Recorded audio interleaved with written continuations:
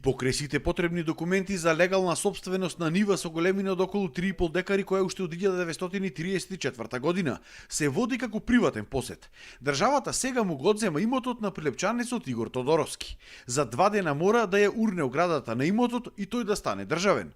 Неговиот татко ја купил парцелата од Јанакиевска Андонова Весела во 1988 година. Тие имале одреден така наречен надворешен договор, но сопствеништвото официјално од Јанакиевска никогаш не се префрлило на Тодоровски. И во катастар парцелата се до 2017 се води на Јанакиевска.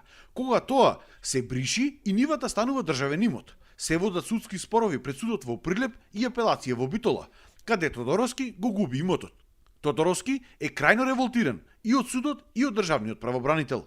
Тие носа само еден историјат, избришани газди и без печат документи. Не знаеме од кај се документите изваени. И со таков документ тие си добива.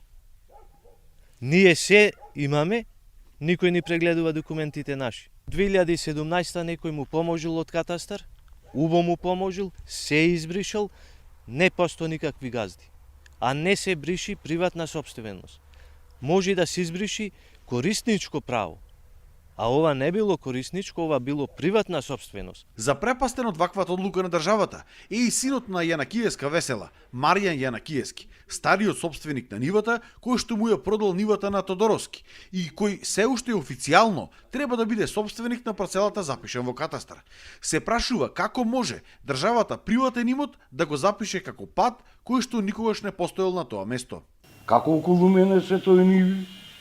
Оти другите ниви не ги направија пат. Ако му е потребно на државата, треба да ми каже.